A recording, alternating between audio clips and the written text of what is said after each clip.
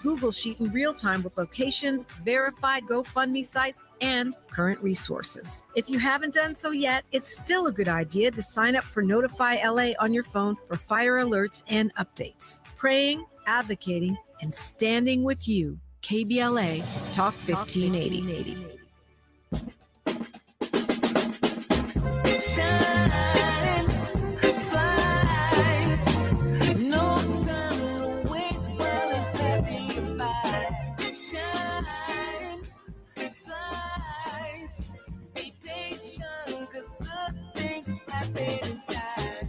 We gon' get it right.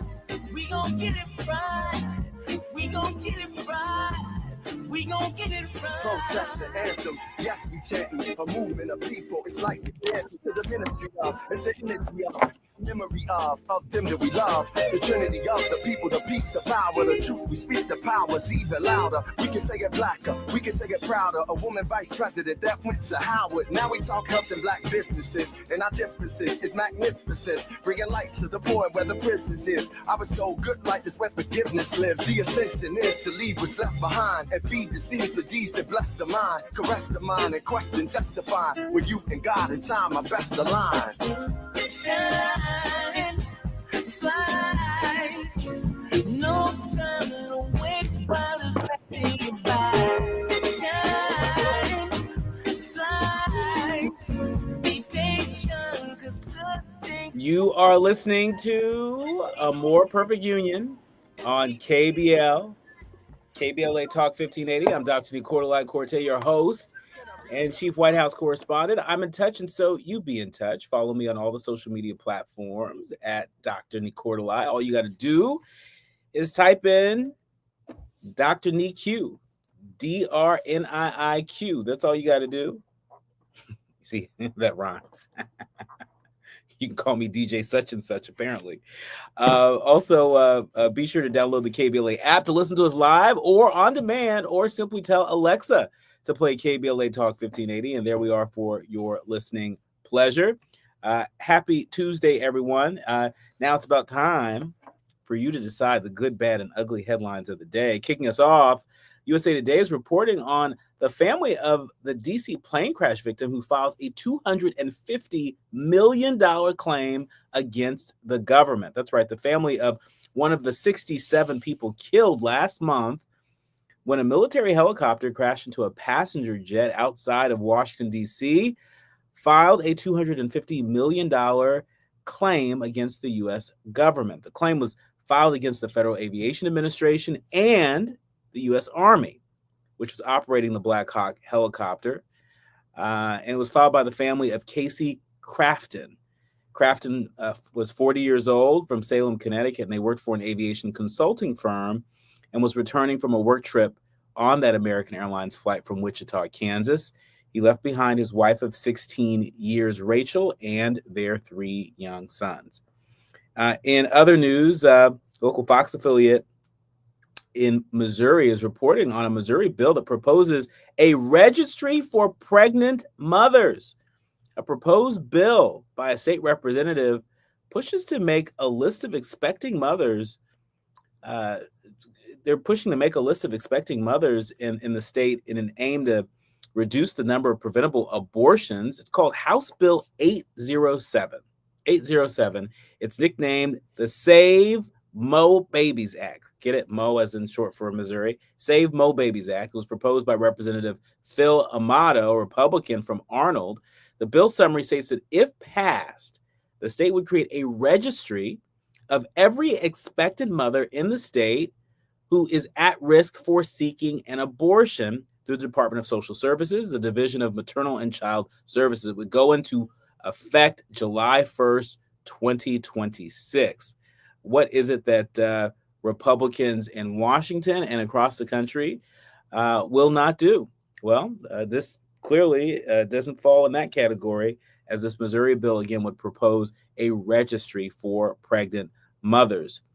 Well, aside from what's happening in among Republicans in America, or at least across America, NBC News is reporting that the new DNC chair is kicking off a multi-state tour as he takes over the party.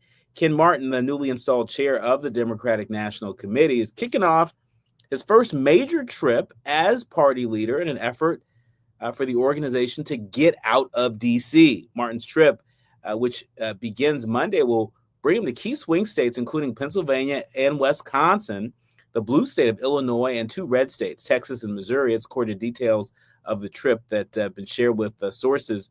The stops on the trip will include a meeting with the United Steelworkers in Pittsburgh, meetings with the state Democratic Party chairs in Illinois and Missouri, and door knocking for Democratic State House candidate Dan Gaunor ahead of his March special election outside of Pittsburgh.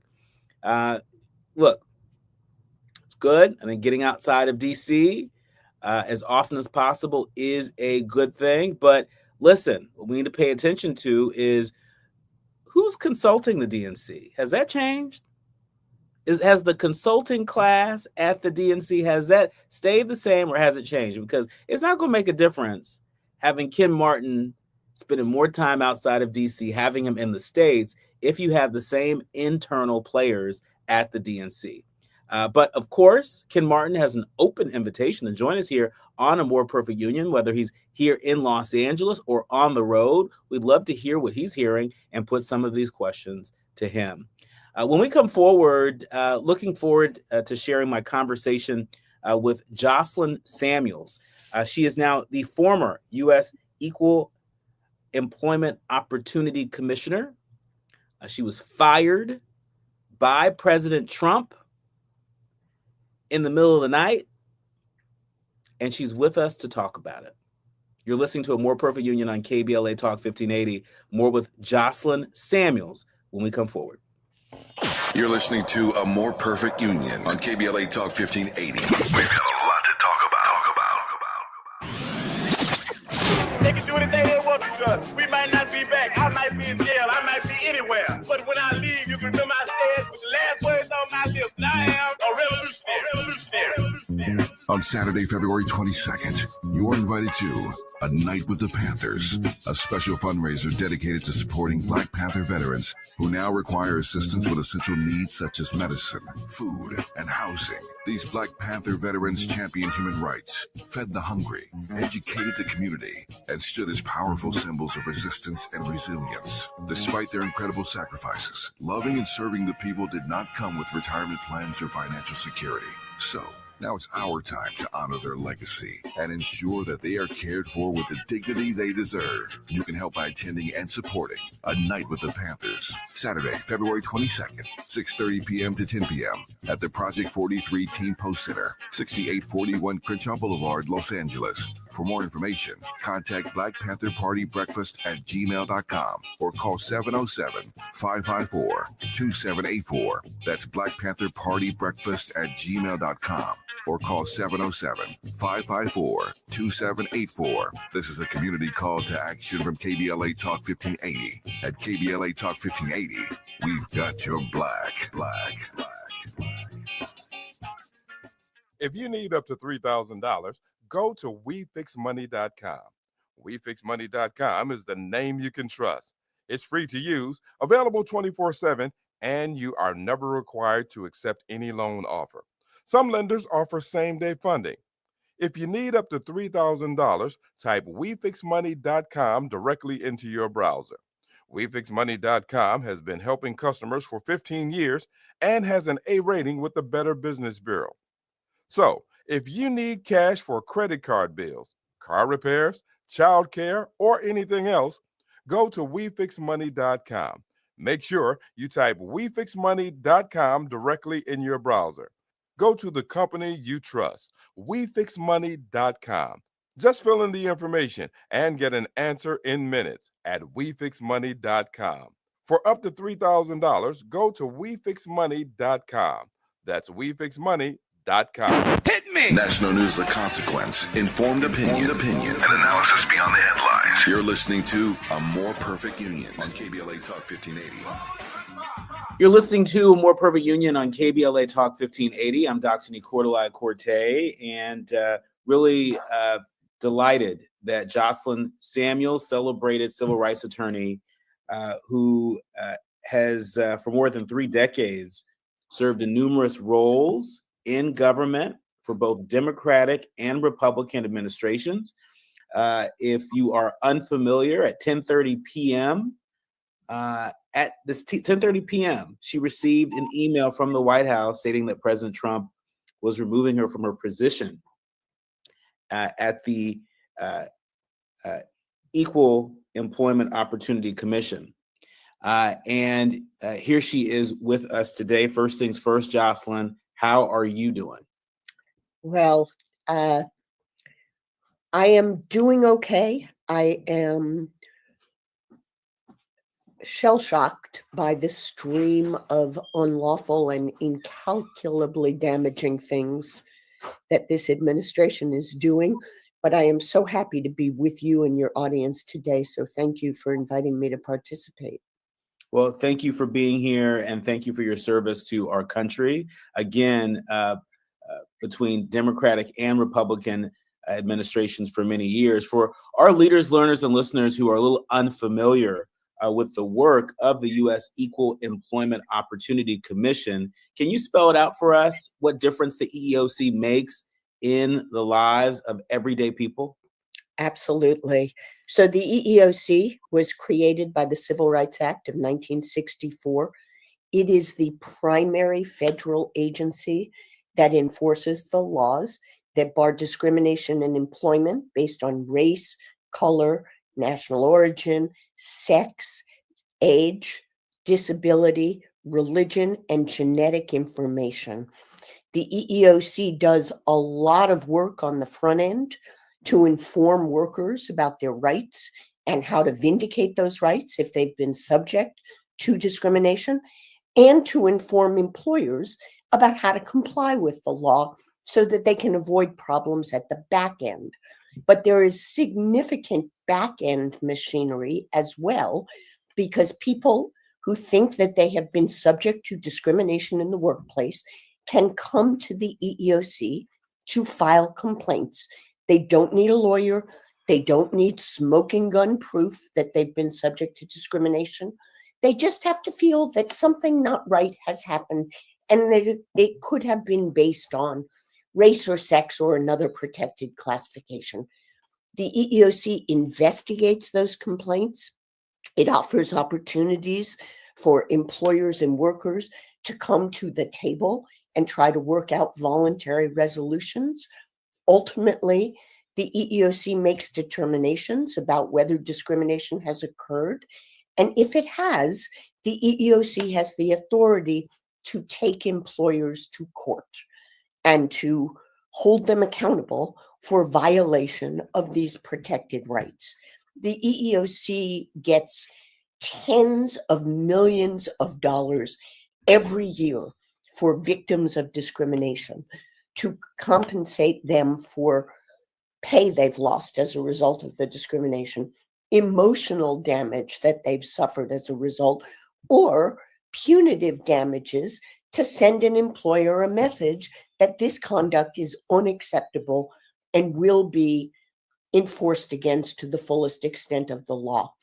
EEOC also works with workers to ensure that they understand their rights and know where they can go if they need to vindicate them, as well as providing lots of education and technical assistance to groups across the country so that they can provide information to their constituencies, whether it is migrant workers groups or reproductive rights groups or community organizers in communities across the country. So the EEOC, while not well known outside of Washington, actually has dramatic impact on people's ability to have workplaces that are inclusive and safe and fair, and to vindicate their rights if those workplaces do not meet that standard. So a very important independent agency that was created essentially as an outgrowth of the Civil Rights Act back in the 60s. Fast forward, you were first appointed by then President Trump in 2020, And subsequently, you were nominated by former President Biden for a second term as EEOC commissioner. You were confirmed by a bipartisan vote in the U.S. Senate both times, the second time to serve a 5-year term, a term that, let me just say, was not scheduled to end until July 1st, 2026. And so, given the fact that you've enjoyed bipartisan support for so many years, what changed this go round, and what is so special about you getting rid of you now as opposed to letting you ride out the remainder of your term?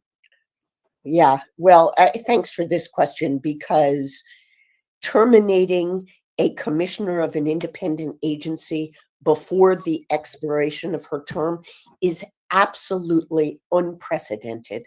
It has never happened in the history of the EEOC. And that is in part because the EEOC, like other independent agencies, was created specifically to be a bipartisan, multi-member body. It is different from a cabinet agency like the Department of State or the Department of Commerce or the Department of Transportation, which are headed by single secretaries who report to the president and can be replaced at will by the president.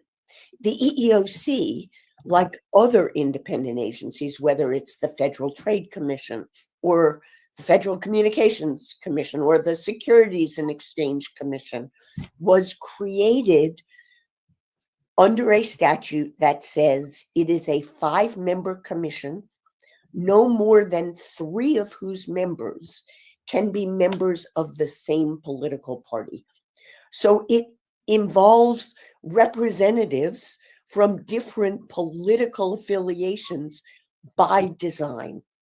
So in 2020, I was nominated for a seat that was reserved for a Democratic appointee because there are already 3 Republicans who are either on the commission or part of the group of people with whom I was nominated. President Trump did extensive vetting of me at that point in time. Well, I don't think he did individually, but his staff did. I engaged in lengthy interviews. I filled out voluminous forms. I was very clear about the way I approached legal interpretation, the values that I hold, the policy judgments that I make. And they decided that I was completely reasonable and acceptable for a Democratic seat on the commission.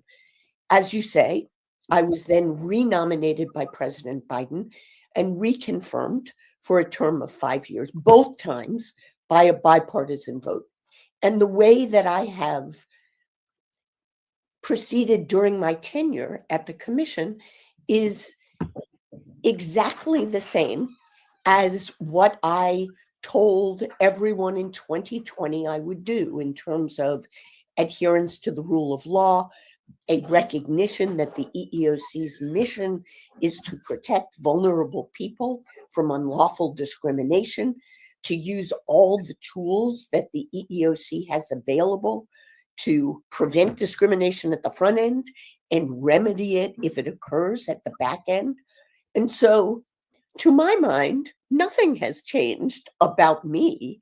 It is this White House that has now decided that I am too radical, and that's their terminology, not mine, to be suited for a position in this administration, despite the fact that, as I say, it is unprecedented to have terminated a commissioner in advance of the expiration of her term, and that the commission is supposed to embrace a range of bipartisan perspectives under the law that Congress created.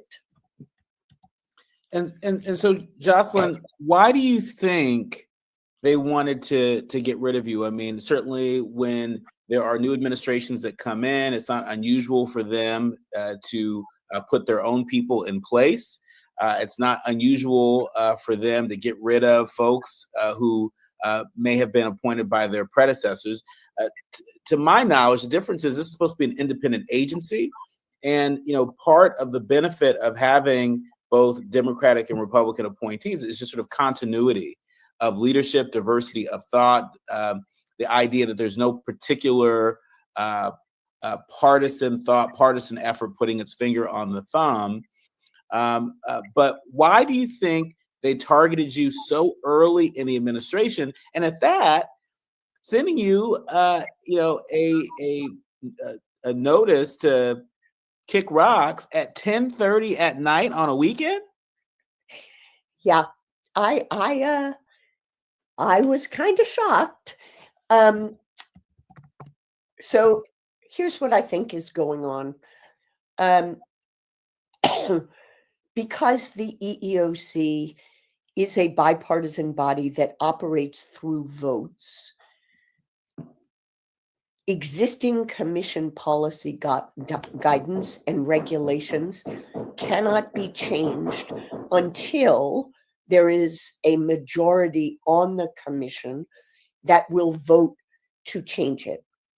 In the close to midnight email that the White House Office of Presidential Personnel sent me, they specifically called out my support for DEI initiatives, my embrace of radical Biden administration guidance, and my refusal to defend women against what they characterize as extreme gender ideology.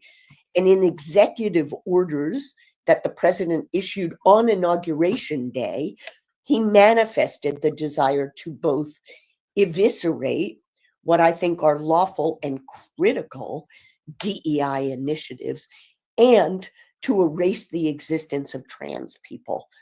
He particularly called out a harassment guidance that the EEOC had issued about a year ago that says harassing employees on the basis of gender identity violates the civil rights laws, and intentionally and repeatedly misgendering people, using their dead names, calling them it, asking intrusive questions about their genitalia are all forms of harassment that, if they are sufficiently severe or pervasive, will result in liability under the civil rights laws. Clearly, the president disagrees with that position. His view, and the view of the current acting chair at the commission, is that sex is binary, biological, and immutable.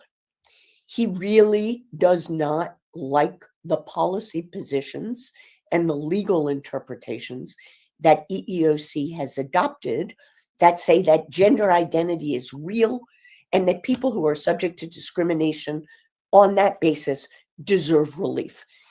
By terminating me and one of my Democratic colleagues, the president has in effect accelerated the time at which he can have a Republican majority on the commission that I assume he thinks will be more likely to vote for rescission or modification in these policy documents that will then enable him to pursue his policy priorities without objections from that pesky Democratic majority on the commission. Jocelyn, just as a follow-up to that in about 90 seconds, if you can, we talk a lot about the conservative majority on the U.S. Supreme Court. I don't think we talk enough about the U.S., that we talk about the conservative majority potentially on these commissions that have historically been independent of partisan politics, whether we're talking about the United States EEOC, or we're talking about the Federal Communications Commission, the Federal Elections Commission. And so in about 90 seconds, can you share with our audience what danger this is, how this is sort of, it represents a silent danger to the American people's civil rights and civil liberties, no? Totally. One of the things that this administration has already done is withdraw or move to withdraw 6 lawsuits that the commission had filed on behalf of transgender individuals who were subject to egregious harassment in the workplace. These people had their rights violated. They relied on the EEOC to vindicate those rights and to get them relief in court. And now the EEOC has filed documents in each of those cases saying, never mind, we don't want to bring these cases any longer. This is just an abdication of the mission of the EEOC to redress discrimination that vulnerable people are subjected to. And I worry that down the road, when there is a majority willing to roll back extensive policy documents, they will enshrine an interpretation of the law that is inconsistent with the rulings of the Supreme Court and will cause incalculable damage to thousands of vulnerable communities across the country. Speaking of incalculable damage, when we come forward, I want to talk about the war against all things diversity, equity, inclusion, and accessibility. There is a lot more than what meets the eye. We've been talking about it more so in terms of the stepping back of commitments from folks in the private sector. But we're going to learn about the real dangers of stepping back from DEI from a government perspective. When the private sector does it, it's one thing, but when the government does it, there is a domino effect that I don't think folks are tuning into. And so when we come forward more with former commissioner of the U.S. Equal Employment Opportunity Commission, Jocelyn Samuels, you are streaming and listening to A More Perfect Union on KBLA Talk 1580. If you're looking to be engaged, enlightened, and empowered about issues related to national politics, elections, identity, culture change, and social justice, you tuned into the right place. A More Perfect Union continues when we come forward.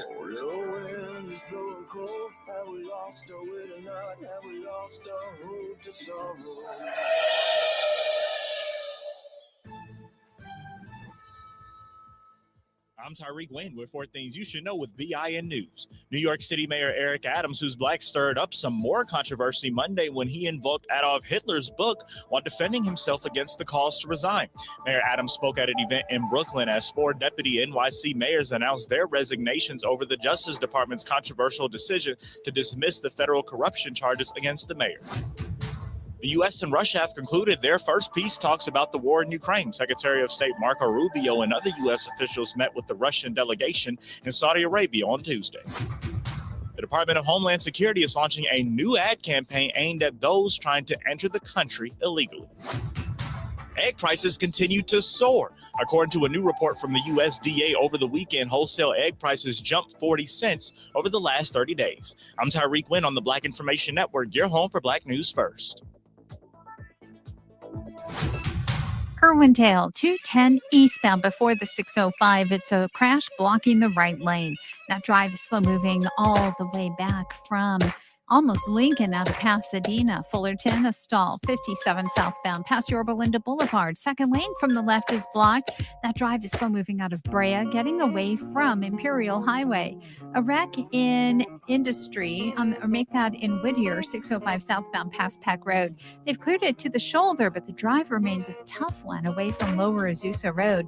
North 605, loading up out of Norwalk from the 105 freeway, heading back towards the 60. If you or someone you know is affected by the Los Angeles wildfires, you are not alone. No matter how sad, scared, or heartbroken you feel, Cal Hope is here for you and all those affected by the devastating wildfires. Find free, safe, and confidential mental health support at calhope.org. This is the KBLA Sports Minute with Ray Richardson. A quick check of NBA stats at the halfway point of the season led to an interesting revelation. LeBron is the NBA's all-time leading scorer. Clippers guard James Harden is 13th on the all-time scoring list. What may surprise some folks is that LeBron and Harden rank among the top 5 in the NBA in assists. LeBron is 4th with 9 per game. Harden is fifth, averaging 8.6. The ability to put the ball in the basket is a major reason LeBron and Harden will be Hall of Famers, but both have shown a willingness to give the ball up to open teammates. The Lakers and Clippers made significant roster moves in the past 2 weeks to prepare for a playoff push in the second half of the season. The Lakers traded for Luka Doncic. The Clippers picked up 6'8" playmaker Ben Simmons. We'll see if these moves have an impact on LeBron and Harden's assist numbers. No debates, no speculation, just the info you need. That's your KBLA Sports Minute. I'm Ray Richardson. More news, opinions, and conversation when we come forward on KBLA Talk 1580.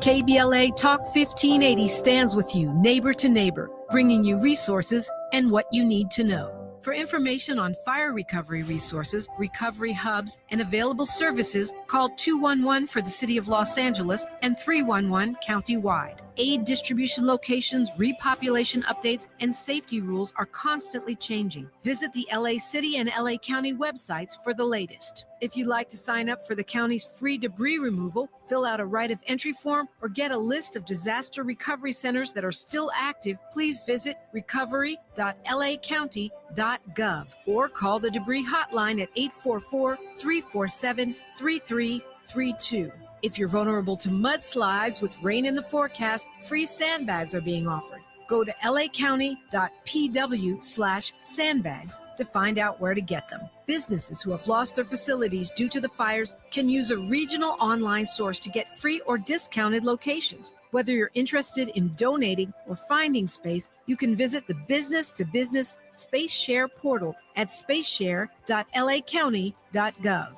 Additional LA County small business support and programs can be found at opportunity.lacounty.gov. Praying, advocating, and standing with you. KBLA Talk 1580. Life blooms in beautiful ways. The Afia Center invites you to celebrate At the End with Red Gala, honoring the strength and resilience of Black women living with HIV. Join us for an evening of empowerment as we launch the Barbara Cambridge Scholarship and kick off Herstory Month with our theme, Life in Full Bloom. Your support helps create vital HIV programming and builds a future where every voice is heard and every story matters. The End with Red Gala, because every flower deserves to bloom. To learn more and to donate, visit theafiacenter.org. Hey there, Los Angeles. This is James Lucky Jr., publisher and editor of Los Angeles News Observer. Are you hungry for news that matters to you in the African-American communities of Los Angeles? Well, buckle up, because we got the scoop you've been craving. Stay in the know and never miss a beat with our free weekly publications conveniently available near you. Or hop on the digital wave and become an exclusive subscriber at OGNSC.com. Don't forget to join the party on Instagram and Twitter at OGNSCINC for behind-the-scenes access and sizzling updates. No more FOMO. Let's stay informed, connected, and empowered together. Now back to building a more perfect union on KBLA Talk 1580. You are listening to and streaming A More Perfect Union on KBLA Talk 1580. I'm Dr. Nii-Quartelai, and she is Jocelyn Samuels, a very well-respected civil rights attorney who has served both Democratic and Republican administrations for a long time. Jocelyn does not have a reputation as being a partisan. She has a reputation for integrity. And so I think that's part of the reason why Jocelyn's firing by President Trump really has reverberated across the fields of civil rights and civil liberties. There was a really classy statement that Jocelyn posted to LinkedIn that caught my attention, and I knew right away that I needed to be in conversation with her. Jocelyn, let's talk about diversity, equity, inclusion, and accessibility. You mentioned it in your statement. In fact, you say that in taking this action, meaning the firing at 10:30 p.m. at night, in taking this action, the White House also critiqued my views on DEIA initiatives and sex discrimination, further misconstruing the basic principle of equal employment opportunity. Employers must be proactive about identifying and eliminating barriers that may unlawfully limit opportunities for workers based on protected characteristics. That's what DEIA initiatives intend to encompass. And they protect all people on the basis of race, sex, gender, religious beliefs, and other characteristics. Moreover, as the Supreme Court has made unequivocally clear, all employees covered are protected from discrimination on the basis of gender identity. This administration's demonization of transgender individuals is both cruel and inconsistent with the law. We've been talking a lot about this anti-DEI effort in terms of corporate America. Are they going to stick with it? Or are they going to step back? But, talk to us about the far-reaching consequences that we're not talking enough about when the federal government steps back from their commitment to civil and human rights. Yeah. No, thanks for that question. Are you hearing me, Marco? Go ahead. I think that this vilification of a term, an acronym, DEIA, is a misconception, whether intentional or inadvertent, of what DEIA initiatives are all about. The Trump administration seems to believe that DEIA means quota hiring, where you take lots of unqualified people and you give them jobs because of their race or their sex or their national origin. That could not be further from the truth about what these important initiatives are. When I talk about DEIA, I am talking about a whole suite of things that employers do to evaluate whether there are barriers to equal employment opportunity and to get out in front of them to address them before they amount to discrimination.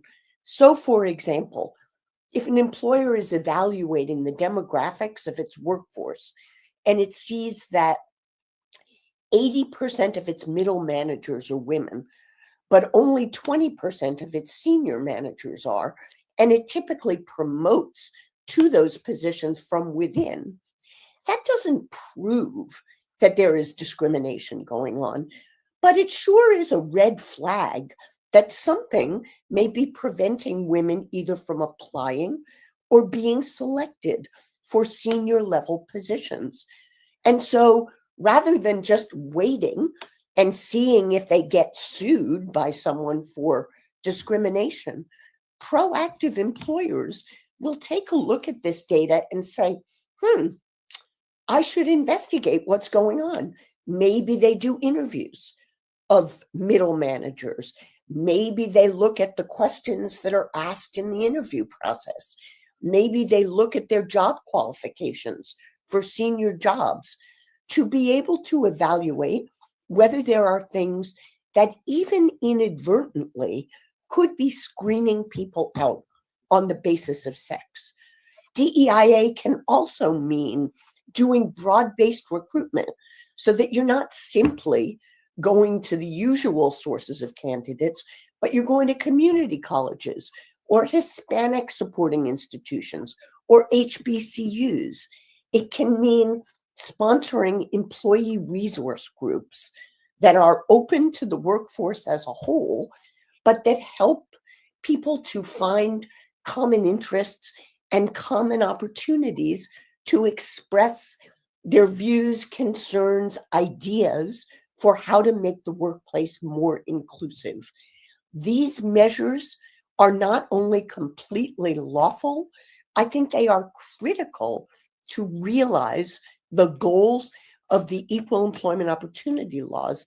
And I think the kinds of rollbacks and attacks that this administration is undertaking are going to set back the cause of EEO for a long time to come and result in harm to many, many vulnerable people.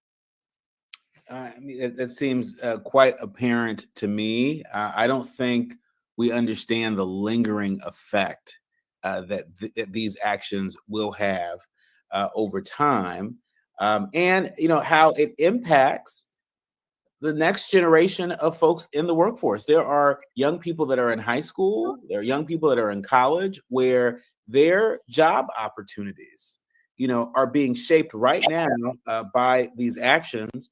I know that you are not a partisan, Jocelyn, but I know that you are very thoughtful.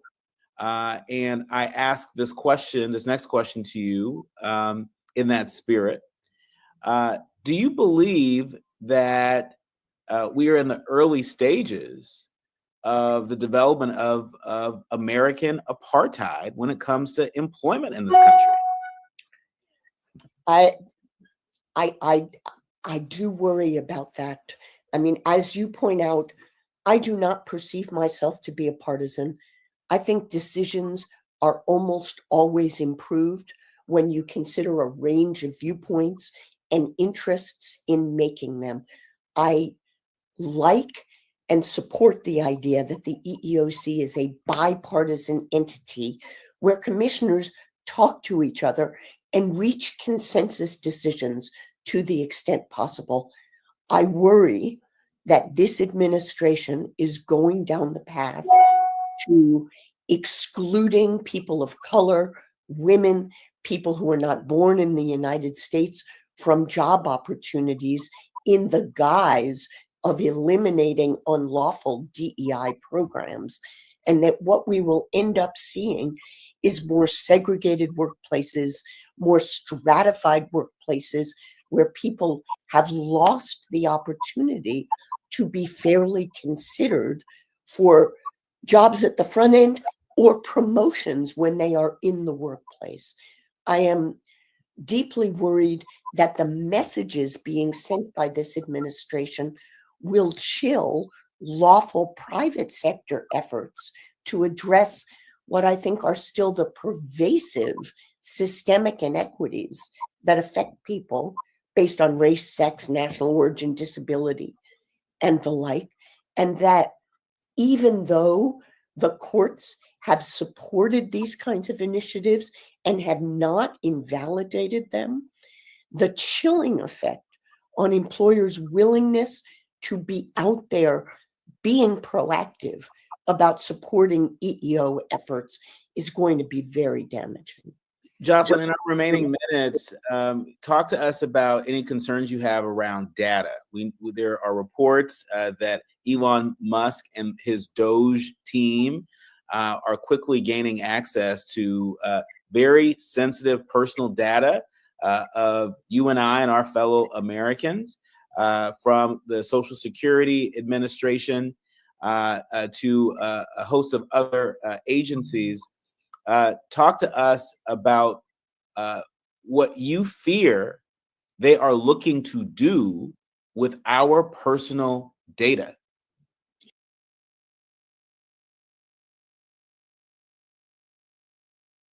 On KBLA Talk 1580, we've got a lot to talk about. I feel so alone. I'm embarrassed to talk about it. How can I help my kid if I can't help myself? I can't remember when I wasn't stressed. I don't like it. When you feel overwhelmed by your thoughts and emotions, it's okay to get help. You are not alone. CalHope is here for you with free, safe, and confidential mental health resources for youth, young adults, families, and you. Find support now at calhope.org. KBLA Talk 1580. We've got a lot to talk about. KBLA Talk 1580 is committed to self-care and community well-being. Walk Good LA was formed in June 2020, inspired by the Black Lives Matter movement and the beginning stages of the COVID-19 pandemic. What began as a few minutes of breath work and yoga meditation before protests against police brutality turned into a safe space for the community to heal in hard times. The immensely positive response from the community transformed the momentum into a movement. Today, Walk Good LA is a Black and Brown-led community wellness organization based in Los Angeles. They provide spaces for healing through community yoga classes, guided meditations, hikes, run clubs, and other activations throughout Los Angeles that attract hundreds of members weekly. With the help of Propel and Michael B. Jordan, they now have a yoga and wellness studio in Los Angeles called the Walk Good Yard. To join their mailing list and connect with healing spaces, please visit walkgoodla.org. That's walkgoodla.org. Or find them on Instagram at walkgoodla. This is a community call to action, a community call to healing from KBLA Talk 1580.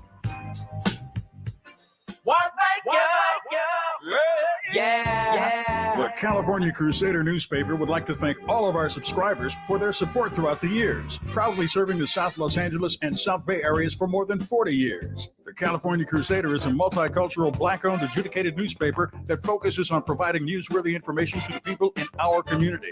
We're constantly looking for ways to assist businesses in our community to connect with our subscribers. We provide low-cost, effective ways to promote your business with our reasonable and affordable advertising rates. You can participate by suggesting, sharing, and submitting your stories on the California Crusader newspaper Community Share Facebook group page, or visit our website at cal-cruise-news.com. That's calcruisenews.com.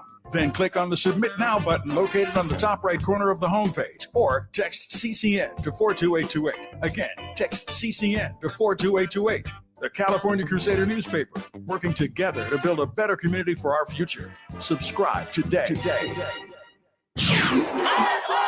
face tragedy, but we don't fall into despair. We continue our work to build a more perfect union. You are listening to and streaming A More Perfect Union on KBLA Talk 1580. I hope you've been enjoying my conversation with Jocelyn Samuels, a very celebrated civil rights attorney, now former commissioner of the United States Equal Employment Opportunity Commission. She shared a lot of really important insights, but as we veer into the quiet part out loud, I wanted to just turn up the mic on what she had to say about concerns about our data. Feels like every day we are faced with another headline, whether it's Elon Musk and the Doge team that is gaining access to our personal identifiable information when it comes to Social Security and other important government agencies. It's important that you hear what she has to say about concerns that she has related to the data of the American people. I present to you Jocelyn Samuels sharing with us the quiet part out loud. Yeah.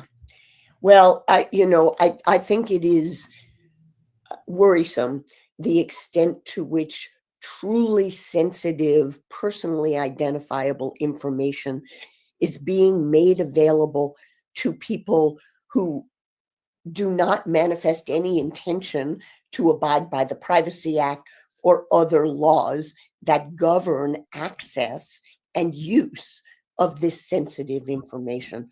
I also worry from the EEO perspective that there is going to be an effort to roll back the kind of demographic data collection that employers have engaged in for decades and that underpin things like the census and the American Community Survey that enabled government policymakers to understand the way in which the policies that they make affect people based on race, national origin, sex, age, socioeconomic status, etc. There is a long-standing, decades-long requirement that employers report on the demographics of their workforce by job category so that they can evaluate whether there are barriers to EEO.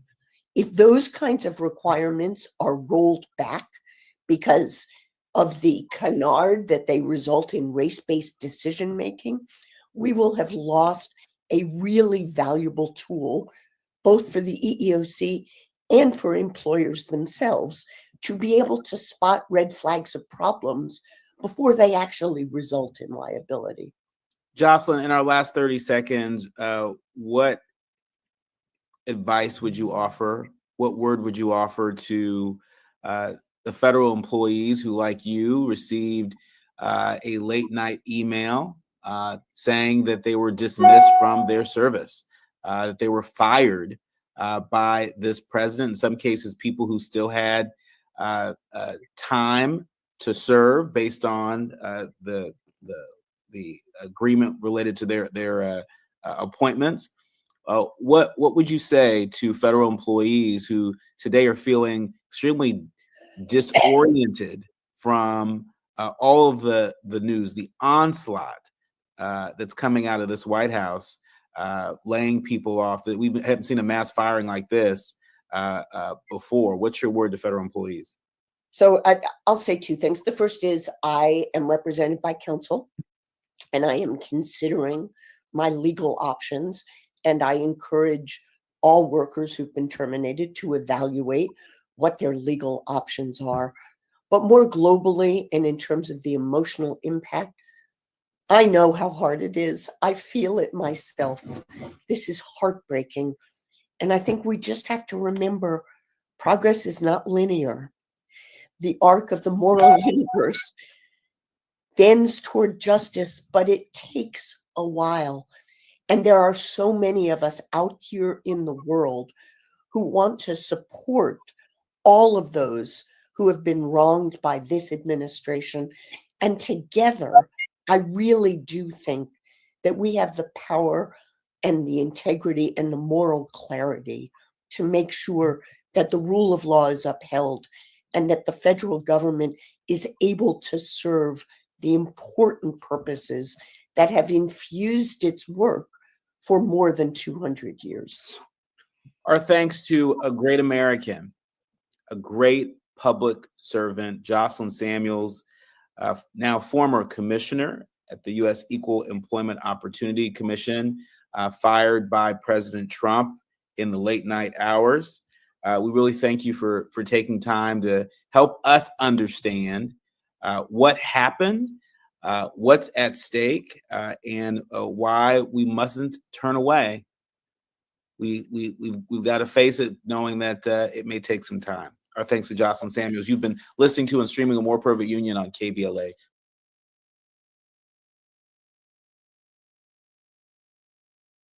That's right. That's right. Our thanks to Jocelyn Samuels. That was a very important conversation, and a conversation that we look to continue to have. Jocelyn is but one of many federal workers who are under attack. And here at KBLA, they are fired, but not forgotten. And there's some work that we're going to be doing, that we're going to be announcing in the coming days, that will invite even more federal workers to share their story with us in the Black tradition of testimony, because that's what Jocelyn Samuels just delivered. She's not of the community, but for many years, through her work and witness, she has been an ally to our community, and we want to continue to amplify those stories in the coming days and months. But while we're still talking about the quiet part out loud, this is what I'm thinking right now. There are a number of nonprofit organizations, particularly civil and human rights organizations, civil liberty organizations, that are doing incredible work, that are punching above their weight class and intend to do so as they seek to root out injustice in every form. This is what I'm thinking about lately. These nonprofits are not just preparing for civil liberty and civil rights fights that are righteous. They're preparing for a fight over tax policy itself. According to Nii-Quartelai, amid a threatened freezing of all federal grants to nonprofits by the Trump administration, a less conspicuous but no less consequential fight is looming over tax policies that could weaken nonprofits, if not undermine their very foundation. You see, the most immediate of these threats is the Trump administration's expected push to renew the $4 trillion in tax cuts. That's right, $4 trillion with a T that were the centerpiece of his first term. The cuts, part of the Tax Cuts and Jobs Act, enacted in 2017, are set to expire at the end of the year. The tax policy led to a significant drop in charitable giving by reducing the value of charitable tax deductions and increasing the standard deduction, which made people less likely to claim itemized deductions for donations.